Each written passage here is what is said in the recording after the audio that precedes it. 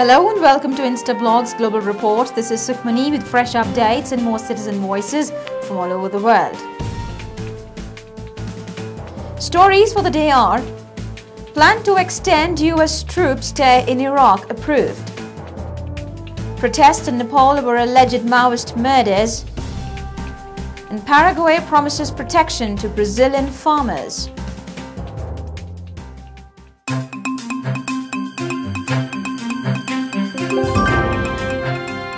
The Iraqi cabinet has approved a security pact with the United States of America that will allow the American forces to stay in Iraq for 3 years after their UN mandate expires at the end of the year.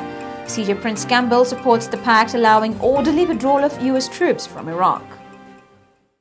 This is Prince Campbell, citizen journalist, reporting from the U.S. on Instablogs. The pact signed between the U.S. and Iraq, which stipulates that U.S. troops to be withdrawn from Iraq cities and towns by June 30, 2009, is definitely in the best interests of both countries. Giving control of Baghdad to Iraqi security forces, although doable, will be an extremely challenging task. Violence has plunged in the capital city since surge operations were launched in Iraq last year. But there are still frequent dramatic attacks that often target Iraqi citizens. Also, the U.S. needs time to address logistical challenges in order to withdraw all U.S. forces from Iraq, given the huge amount of equipment and infrastructure now under the U.S. flag.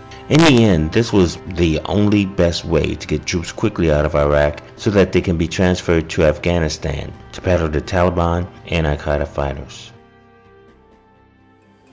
Protesters in Kathmandu burned tires and smashed car windows to protest the deaths of 2 young men allegedly abducted by the youth wing of Nepal's ruling Maoist government.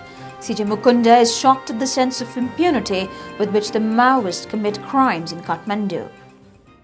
This is Mukunda, citizen journalist reporting from Nepal on Instablogs. Kathmandu, the capital city of Nepal, is now hot due to the protest against the murder of 2 boys by Young Communist League, sister organization of Maoist, leading ruler of present Nepal. It is said that YCL abducted and murdered 2 boys of Kathmandu, Nirmal Panta and Pushkar Angol. They were disappeared for 1 month and finally their dead body was found in Bolefat Bagar of the Ading district, which is near to Kathmandu. Initially, Maoists have denied for their participation in the incident, but the evidences show that they are directly involved in this crime. On the eve of 2nd anniversary of signing comprehensive peace accord on 2nd, they became controversial. Before it, they were shamed by the murder of a journalist of Para district and merchant of capital city. Maoist handling the government oneself is breaking the rule and protecting to the criminals. Due to these incidents, impunity is rising. This type of impunity and crime must be ended and Maoist needs to improve itself. Tensions erupted between Brazilian soya farmers and Paraguayan land peasants after the latter supposedly lay claim to the farms owned by Brazilian nationals in Paraguay. CJ Celso seeks a peaceful settlement to the dispute, which threatens to unleash xenophobic violence in the region. This is Celso, citizen journalist reporting from Brazil for Instablogs.